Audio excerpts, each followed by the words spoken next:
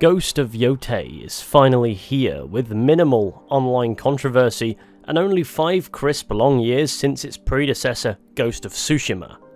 I sunk all of yesterday into soaking in this game, getting used to the controls again, failing miserably, being brutally killed many times, gambling away my hard-earned bounty coin, and exploring this fantastic open world conjured from the depths of Sucker Punch Productions' satanic ritual chamber, and I must say, I've been really enjoying it. So I wanted to get a video out dishing out my thoughts on the game now that it's with us. After all, it's a title I've been a little excited about since it was announced. For clarity, this isn't a review, rather a more casual perspective based on the limited amount I've played that gives said review breathing room, so I don't have to rush it to chase the YouTube bag. So expect a deeper, more carefully constructed and all-encompassing video down the line, but for now, let's dive into some thoughts about Ghost of Yotei. First and foremost, one thing I really like about this game is the fact that it doesn't reinvent the wheel. Ghost of Tsushima had its flaws, but for the most part was an excellent experience, and the feeling you got from the gameplay, the emotions you felt from the story, the odd satisfaction you got from ticking off the Ubisoft-esque open world, which is a strange one that also doubles up as a flaw, and of course the pure art both on visual display and gently lulling your ears at all times. Ghost of Yotei is a sequel that builds off of Tsushima, therefore much of what made Ghost of Tsushima good is present here. Sure, this is a game set centuries later, making us inhabit a new character named Atsu, whose parents were murdered by a mysterious group named the Yotei 6, sending her down a dark path on a quest for revenge. I can't comment on story since I'm nowhere near done, nor do I really want to because spoilers would defeat the point in a video on a game this fresh out the gate. Also, this video being done before I finish the game is something of a failsafe. I can't spoil the game for you if I don't know the spoilers, but I will say this, the story doesn't quite have the same opening wow as Tsushima's beginning did. That being said, you really can't beat the drama of a big-ass samurai battle to kick everything off. Yotei's story opens dramatically all the same, albeit more intimately, and seems to burn quite slowly for starters, and that's fine by me. It demonstrates the game isn't trying to imitate the success of its predecessor, rather drive a game that has already succeeded forwards with a different story, capturing a different feeling. Even if thus far it has proven rather predictable, there's value in recognizing the risk of the double-edged sword of recapturing the magic of something that already exists. As you can imagine, this narrative premise results in plentiful standoffs, camp clearouts, duels, stealthy slaughter, bamboo strikes, Sucker Punch somehow managed to make those more painful, rampant uninhibited gambling, and of course skinny dipping in hot springs and reflecting on our life choices. Ghost of Yotei follows suit with many of Tsushima's ideas, the notion of a minimally invasive HUD instead opting to convey cues in an artistic, almost immersive way, such as wind, being led to discoveries by various animals depending on what discovery awaits, and instead of reshuffling that setup altogether, the game prioritizes formatting its world content so you don't end up doing 10 of the same thing in a row like a pleb. Ghost of Yotei seems to boast improved side content. There's a greater variety of activities here, and the activities that make a return seem to largely boast more storytelling within themselves that allows the simple content to transcend chasing map markers. The game is constantly derailing your journey across the utterly breathtaking map with new discoveries, fascinating little random encounters, bandit attacks, conversations, shrines, hot springs, vanity gear finds, bounty hunts, duels, perilous mountain climbs, wolves that need our help for some reason, bamboo strikes with an audience of overexcited foxes, gambling, side missions, often with a mixture of a few of these in one. It's a tad overwhelming at first, it must be said. Unlike its predecessor though, Ghost of Yotei's content is significantly lower volume per activity. There's still plenty of everything to go around, but they're more spread out, it would seem. So it's far less likely you'll do 10 of the same thing in a row, and that retains the immersion greater than a world that has a lot of activities of the same variety not very far from each other, so you can treat the map like a checklist, which ultimately was a big issue Tsushima faced. The world was absolutely gorgeous, but the content made it feel like a Ubisoft game. A good Ubisoft game, one that beat Ubisoft at their own thing, but still had that Ubisoftiness about it. In failing being a less repetitive sequel, Yotei does a greater job at scattering its repetition to uphold the illusion for longer. Content still remains largely categorized. In just what I've played so far, I've helped more wolves than I can count, and all of these encounters led me to roughly the same things. Hot springs are exactly the same as in Tsushima, bamboo strikes are largely the same too, with some added carpal tunnel. Duels are duels, even if the combat system is different. These tasks tend to offer the same benefits and play out mostly in the same way, with some slight tweaks for the player's benefit. But there's other content, fresher ideas for Ghost. Bounty hunting, go to X location and kill Y bandit character and fetch a reward for doing so to quickly boost the coffers. It may not be original, but it's a fitting inclusion. Gambling, piss that money away as you're beaten by the game's AI. More random encounters that Tsushima didn't have as many of. There's no telling who might cross paths with us, or sit at our campfire as we rest and recover. What stories they might tell, or which goods they might sell. When out roaming, there's no telling what's over the hill, what's coming your way, what somebody's intentions are. And this leads to a variety of events taking place. Maybe you're accosted by bounty hunters, after all you've got a price on your head too. Nightmares. Now that one was pretty cool and caught me off guard, so I got twatted in Dreamland. I have no idea if it's indicative of further content or just a one-off storytelling element, but the thought of more makes even the less active activities exciting. Yotei features more immersion-oriented content such as cooking mechanics, gambling and skippable forging mechanics with stress on skippable because if they weren't, they'd probably be unbearable.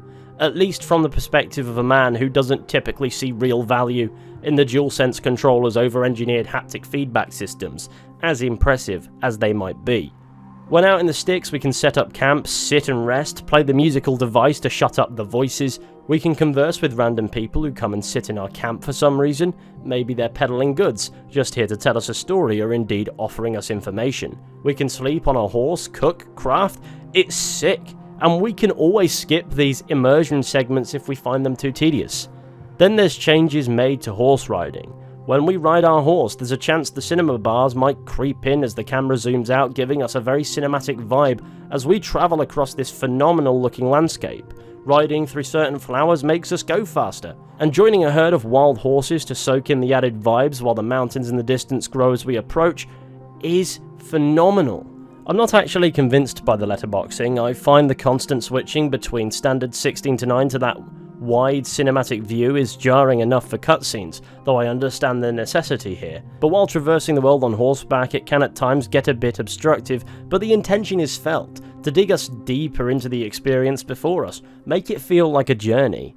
And that's a good trade-off. I just wish I wasn't constantly adjusting between being able to see things on my entire screen and only a sliver of it in the middle. Because while it brings effect to passing by scenery that could do with added effect, sometimes it just shows up when there's no effect. But it doesn't always manifest and tends to typically only afflict the horse riding when you're in an open plain. So clearly that thought occurred to Sucker Punch too. Visually, I can't tell Yotei from Tsushima on the topic of graphics, and that's not a criticism. Both games are utterly stunning. The scenery is stellar, the lighting is rich, the weather is potent and impactful. I'm absolutely sure the difference side by side is likely more pronounced than I'm giving Yotei credit, but the point is, the visuals seek to capture the same vibe and do so immaculately.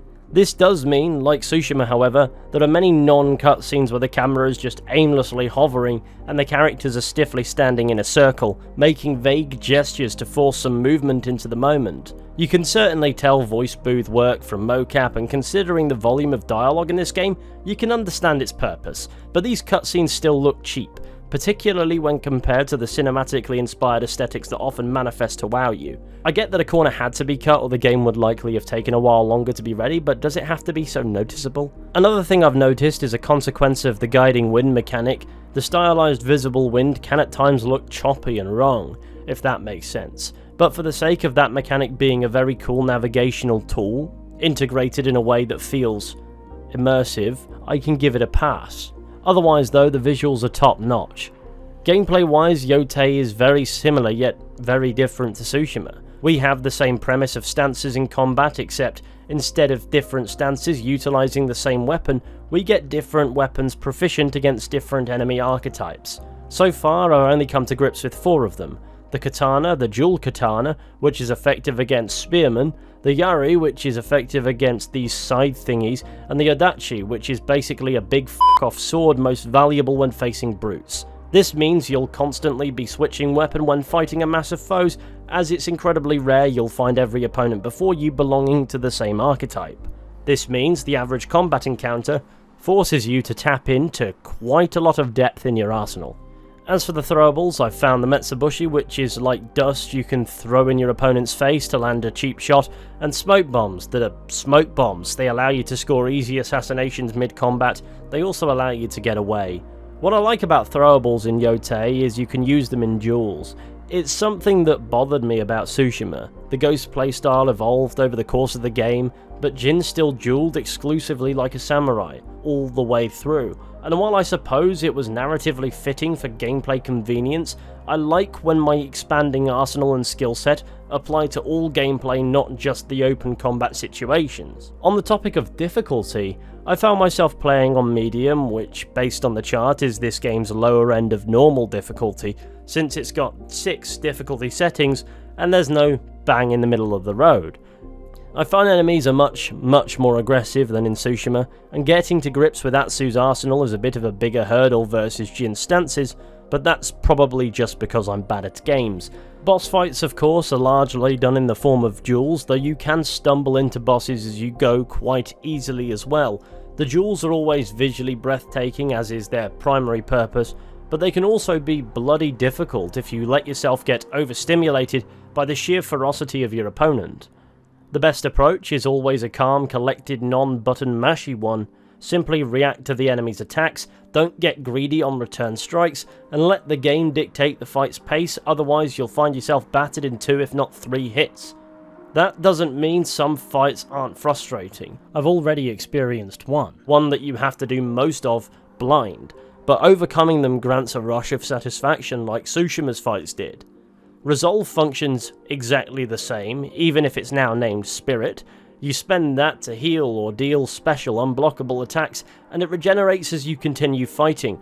But what I absolutely appreciate is you can prepare for a fight to gain resolve by setting up camp, which restores your health and resolve. Or you can drink sake. You can carry bottles of the stuff and they make you momentarily drunk while restoring some of your spirit, meaning you're drunk and tenacious. Furthermore, these bottles double up as throwables once used. And that's not all in the department of throwables. We can pick up a fallen foe's weapons as extra throwables, which is endlessly useful. I love a cheap hit as much as the next man, and thunking somebody with a spear from range certainly fits the bill. As for new enemy stuff, there are golden attacks that if they land, you will be disarmed, forcing you to either switch weapon or scramble to pick up your blade mid-fight. I'm not a massive fan of that, but such attacks are both easy to preemptively shut down or indeed avoid, so it's only when you get caught out that you'll see a weapon going flying. It's a great deep combat system. Its purpose is you need to use all of what's at your disposal to efficiently overcome foes.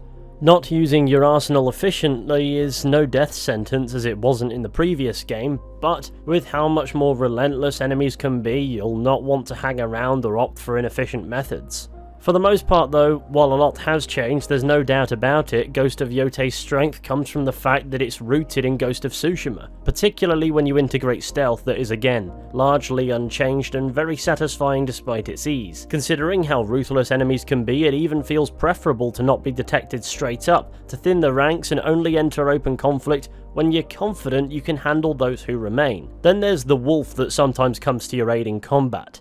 I don't understand the logic of it, but it's not in keeping with Ghost of Tsushima considering the world is built around nature, guiding you to content. Who says nature can't be handy in battle too? The wolf has many functions. It can spawn to save you from certain death, it can spawn when you assassinate an enemy, causing it to do the same to another, it might spawn to follow up staggering a foe with an empty sake bottle, it may stick around and aid us after it has spawned. As we aid the wolf more, we unlock skills that vary its applications to combat, and while it's a random chance and can't be relied upon, it's great to have the added benefit of a four-legged friend with sharp teeth and anger issues hanging about waiting to maul bad guys at its own whim. We also get allies in standoffs sometimes, and that's also really cool. There's nothing that magically transforms the Ghost gameplay loop of climbing, horse riding, combat, stealth, and conversations of varying value with people, but that's kind of what I was after. You don't need to reinvent the wheel for a sequel. Doing so would create a game entirely different in almost every way. It's much more sensible to build on what's already been established, to expand upon it and insert its impressive array of functions to tools that differ, but the core remains unchanged. One thing that is slightly different is the skills system, particularly the acquisition of technique points. Rather than growing our legend until we hit skill point thresholds, we're out in the world finding the techniques by interacting with shrines, meaning how much we can further Atsu's ability is not limited to how much content we've done. Sure, we have to go more out of our way to unlock skills in this setup, but these shrines are never tricky to find, and there are plenty of them. Furthermore, in a game that has such a rich world waiting for us to go and see it, having the skills be unlocked by travelling the world to shrines and seeing the world even if only in passing is clever, because something will distract you, 10 somethings might distract you, and you'll have an experience built off of that premise. As for minor gripes with Ghost of Tsushima that Yotei has addressed, well, the currency is no longer nebulous supplies but rather coins, meaning we can gamble our hard-earned bounty money away at the nearest inn flicking coins across a desk. Peak gaming. So to summarise these thoughts, Ghost of Yotei is exactly what I expected, and precisely what I wanted from a sequel to Ghost of Tsushima. At least so far. While I can't comment as to the narrative quality of yet, I'm sure I'll get back to you in more depth on that topic at a later date. I've been really enjoying slaughtering my way through this beautiful world, soaking it in all its glory. It might have its effective bandit camp still, but the content is far less predictable. Its combat is just as strong, stealth is as satisfying as ever, visuals are exotic, and while bath time now carries less homoerotic undertones, there's an excellent game here that I look forward to digging deeper into. It's not flawless, it has its frustrating features that exist because, but Sucker Punch clearly have addressed my biggest criticism for Ghost of Tsushima by making the world feel more actually alive, full of variety, encounters and events, rather than dozens of the same easily assorted content archetypes, even if that isn't explicitly off the table, things that set this space apart from being just a simulation to house a checklist. There's been some very minor jank, but otherwise it's been performing quite clean. Performance mode gives a tidy frame rate, the gameplay is smooth, the full cutscenes are utterly stunning, the world space is varied, diverse, yet everlastingly beautiful. So far, I really have few criticisms. I'm sure over time more heavy critical points might manifest, but so far I've really enjoyed this game and shall continue to do so. So for me it gets a good solid 2 thumbs up. So with that, I'd like to end this video there. I'd like to thank you all for watching. I really hope you've enjoyed it. If you did, be sure to go ahead, leave a like, subscribe, maybe share the channel with your friends, all that wonderful stuff. It would be massively appreciated, but only do any of that stuff if you want to. Maybe pop me a follow on some social media if you're into that sort of thing, and let me know your thoughts on Ghost of Yotei down in the comments section. Forgive my voice sounding like this, I think I've come down with the sniffles. But worry not, it shan't slow me down. At least it won't slow me down as much as the rampant procrastination I've been experiencing lately has. But look, with any luck, I'll be seeing you all very soon with another video at some point, but until next time, please take care and goodbye.